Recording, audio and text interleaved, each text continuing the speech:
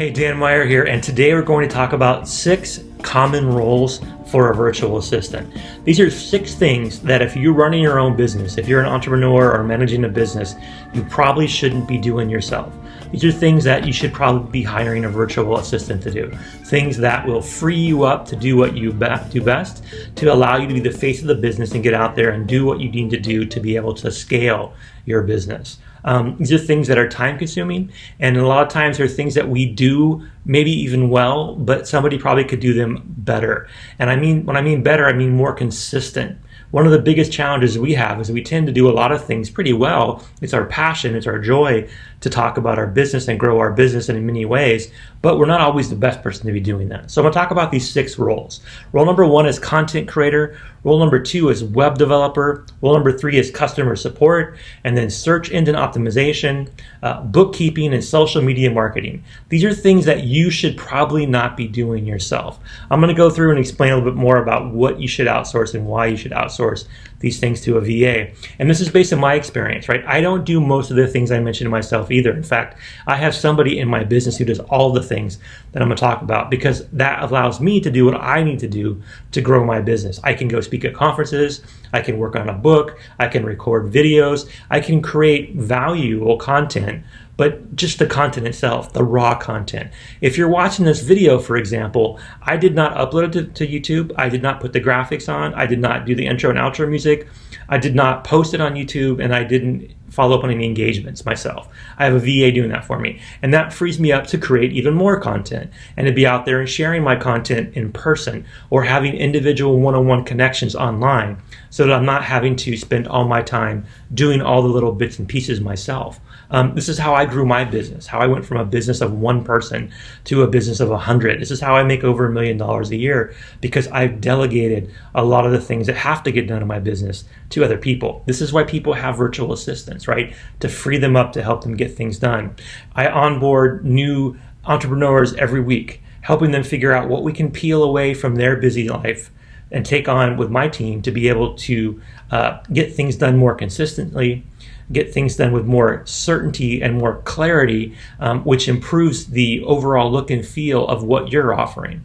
Because if it's just you doing it yourself, no matter how passionate you are, no matter how talented you are, you can't do things 24/7. And if you're busy like I am, running my own business, it's hard to be consistent. So we'll talk about those a little more detail. And most importantly, I think this is number 1, is content creator. You should create content, but all you should do is create the raw content. And you shouldn't create all the content. I blog a lot. I like to write. It's one of my passions. So I write a fair amount of the blog posts that you see on my blog sites. I record videos because I love talking about analytics. I love talking about data. I love talking about virtual staffing.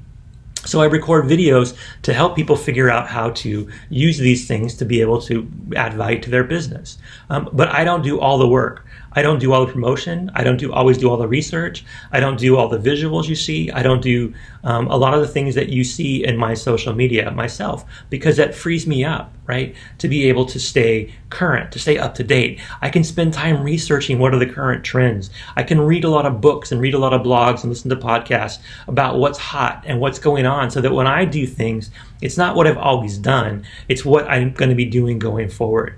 And in this time, it's super important that when you look at your content, you have your content mapped out. There's so much value in creating expectation from your audience.